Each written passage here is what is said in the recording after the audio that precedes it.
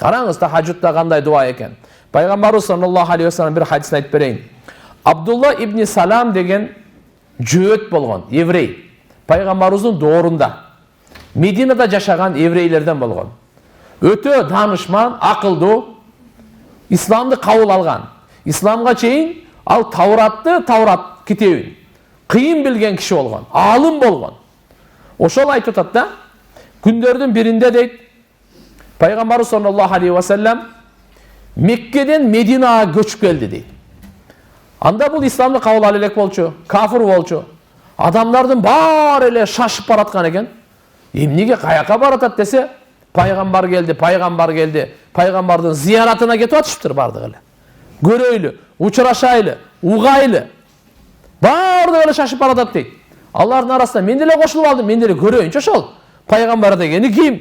Деп бардым дейді. О, ұзақтан мында қарап тұрсам, Пайғамбар саллаллаху алейхи вассаламның жүзін қарадым дейді. Жүзін қарап, айттым, ушуну чечимге келдим. Бұл жүз жалғанчы жүз емес. Бұның жүзі жалған сөйлей тұрған жүз емес екен. Бұл жүзден жалған сөз шыға тұрған жүз емес екен деп. Ушуну мен жүрекме ишендим дейді. Андан кейін пайғамбарымыздың ең алғашқы қайырлысы адамдарға ушул сөзді айтты дейді. Я айюханнас, ей адамдар, афшус салам, саламды тарқатқыла, ва ат'имут таам, тамақ жедіргіле, василул архам, туғаншылық мамилени бекем қармағыла, вассаллу биннас, вассаллу биллейли ваннасу ниям, адамдар ұқтағанда тахаджуд намазын оқуғыла түнкі намазды. Тадхулул джанната биссалам, бейішке саламатшылық менен, амандық менен кіріп кетесіңер деді. Урматтуу энеже қарындаштар, бұл айтып атат Абдулла ибн Салам, ең алғач мен ушул сөзді уқтым пайғамбар саллаллаху алейхи вассаламның тілінен. Ушу қайрылуны уқтым. Бұл қайрылуда 4 улуу баалуулукту айтты пайғамбарыбыз. Биринчиси афшус салам, саламды тарқатқыла, учурашкыла бири-бириңер менен, саламдашкыла, жөн эле арыбагыла, саламатсыңарбы деп эле бүтүрүп койбостон, биздин исламда, арабтарда дагы сабахан бихайр, сабахан нур, кутман таңыз менен, нурлуу таңыз менен деп учурашты экен да мурдачы. Пайгамбар саллаллаху алейхи вассалам бизге бүткүл үммөткө ушундай саламды алып келди. Ал салам ибадат. Ал саламда күнөө кечирилет, даража берилет, сооптор берилет. Кандай? Ассаламу алейкум ва рахматуллахи ва баракату деген салам. Пайгамбарыбыз айтып атканы афшус салам, силер саламды таркаткыла дегени, ушу саламды таркаткыла. Ассалам Алла Тааланын 99 атынан бир ат. Саламун муъминун мухаймин. Алла Тааланын 99 атынын бир аты ассалам. Бунун мааниси тынчтык. Ошон үчүн биз ар бир намаз окугандан кийин салам бергенден кийин не дейбиз? Аллахумма антас салам ва минкас салам. Я Алла, сен тынчтыксың, сен саламсың. Сенден гана тынчтык келет, сенден гана ошо салам келет деп мынантип айтабыз да. Бул айтып атканыбыз мынаки Алла Тааланын аты экен. Бизде саламдашууда Алланын зикирин кылып атабыз. Алла Тааланын зикирин, Алланы эстеп атабыз. Экинчи адамга сиз Алланы эстеттирип атасыз. Эй, мен ассаламу алейкум деп Алланы эстедим. Кайсы аты менен эстедим? Тынчтык аты менен эстедим.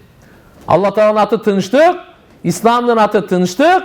Берди тынчтык үчүн бүткүл адам тынч жашашын деп берди. Мына Алла субханаху ва тааланы. Эми сен да ошону эсте деп атабыз. Биздин саламда дуа бар. Кандай дуа бар? Качан мен ассаламу алейкум деп учураштымбы, мен дуа берип атам. Алланын тынчтыгын каалап атам, мээримин каалап атам, берекесин каалап атам. Сизге мен Алла Тааланын тынчтыгын берип атам. Дуа кылып атам, Алланын тынчтыгы болсун сизге, мээрими болсун сизге, берекеси болсун сизге депчи. Үчүнчүдө, төртүнчүдөн буда убада бар. Биздин саламдашууда эмне бар? Убада бар экен. Кандай убада? Мен сизге саламдаштымбы? Мен убада беремин. Сиз менден амансыз деген. Мына убада. Сиз менин тилимен амансыз. Сиз менин колуман амансыз. Мындайча айтканда, менин тилимен сизге зыян жетпейт. Менин колуман сизге зыян жетпейт. Менин мал мүлкүмөн сизге зыян жетпейт. Сиз амансыз. Демек, биздин саламдашууда туғандар, урматтуу эже карындаштар, ушунчалык чоң философия, ушунчалык улуу маданият бар экен, ушунчалык элдин ынтымагын камтып алган экен, ушунчалык соопторго чөмүлөт экенбиз. Биздин саламдашууда 4 нерсе бар экен. Биринчиден зикир, экинчиден тазкир, үчүнчүдөн дуа, төртүнчүдөн уада. Зикир дегени Алланы эстеп атабыз, зикир кылгандын сообун алабыз. Алланы эстеттирип атабыз, анын сообун алабыз. Үчүнчүсү биз дуа берип атабыз, бунун сообун алабыз. Төртүнчүсү уада берип атабыз, бунун сообун алабыз. Караңыз кандай касиеттүү салам. Пайгамбар саллаллаху алейхи ва саллям айтты, качан эки мусулман учурашса, эки эркек болобу, эки аял болобу, айырмасы жок, учурашса, Алла Тааланын тарабынан 100 рахмат түшөт экен. Ошонун биринчи учурашканына 90 рахмат өтүп кетет экен. Экинчи учурашканына 10 рахматы калат экен. Пайгамбарыбыз хадисте айтты, бир киши келип ассаламу алейкум деди, ва алейкум ассалам, сага 10 сооп. Экинчиси келди, ассаламу алейкум ва рахматуллах, ага алек алды, сага 20 сооп. Ассаламу алейкум ва рахматуллах ва баракату деп үчүнчүсү айтты, сага 30 сооп деди. Караңыз, канчалык биз көп саламдашсак, бул саламдын пайдасы сооптор көбөйөт экен. Жүрөгүбүздө кирлер кетет экен. Жүрөгүбүздө гектер кетет экен. Текеберликтер кетет экен. Пайгамбарыбыз айтты, ал-бадию бис-салам бария минал кибр. Ким биринчи салам берсе, текеберликтен таза болот деди. Текеберликтен арылат экен. Текеберликтен арылат. Кимдин жүрөгүндө кыпындай барабар текебер болсо, текеберчилик болсо, бейиштин жытын жыттабайт деген. Ошону кетире турган биринчи саламдашуу. Анткени биз улуулар кичилерге салам берейли. Кичилер улууларга салам берсин. Аз көпкө, көп азга, жаштар баары кыскасы айтканда ушунчалык көп саламды таркатайлы. Биздин Алла субханаху ва таала бизге мынакей жакшылыктарды берет тургандар. Ошон үчүн биринчи мынакей жашообузда биз саламдашканда ассаламу алейкум, учурашканда дагы, коштошканда дагы, коштошуп атканда дагы боптур, кийин көрүшөбүз, пака эмес, коштошуп атканда дагы ассаламу алейкум деп коштошойлу. Пайгамбар саллаллаху алейхи ва саллям айтат, силер бейишке кире албайсыңар, ыйман келтирмейинче, ыймандуу боло албайсыңар, бири-бириңерди жакшы көрмөйүнчө. Мен силерге ушундай бир амалды айтайынбы? Эгер ошону аткарсаңар, ортоңордо бири-бириңерди жакшы көрүү, мухаббат, сүйүү пайда болот деди. Сахабалар айтышты, айтыңыз. Пайгамбарыбыз айтты, афшуссалам байнакум, өз ара саламды көп таркаткыла деди. Демек тугандар, бейишке кирүү үчүн ыйман керек. Ыйманыбыз бекем болуш үчүн ынтымак керек. Ынтымакты орнотуш үчүн салам керек. Ошо саламды таркаткыла деп Пайгамбар саллаллаху алейхи ва саллям үммөтүнө буйрук берип атат. Биз канчалык саламдашсак, ошончолук ынтымагыбыз күчөйөт экен. Ошончолук бири-бирибизди урматтап, бири-бирибизге сүйүү, бири-бирибизге мухаббат, бири-бирибизди жакшы көрүү көбөйөт экен. Ошого жараша биздин ыйманыбыз бекемделет экен. А ыйманга жараша бейишке кирет экен. Бу байлап койду Пайгамбар саллаллаху алейхи ва саллям. Ыймансыз бейишке кире албайсың. Бири-бириңерди жакшы көрмөйүнчө ыйманыңар болбойт силердики. Анан качан бири-бириңерди жакшы көрөсүңөр, силер бири-бириңерге саламдашкыла. Саламды аябагыла. Саламда сараңдык кылбагыла. Саламдашкыла. Алла Тааланын атын аяба. Алланын атын аябай салам бергиле. Экинчиси ва ат'имут таам, тамак жедиргиле деп атат. Берешендүүлүккө, кайрымдуулукка, жоомарттыкка, мейман достукка чакырып атат Пайгамбар саллаллаху алейхи ва саллям. Байлар болсо зекетин берсин, үшүрүн берсин, садакасын берсин. Бардыгыбыз эле. Сөзсүз эле бай эмес, кембагалдар да берсин. Пайгамбар саллаллаху алейхи ва саллям айтты: "Иттакун нар, валау бишикки тамратин."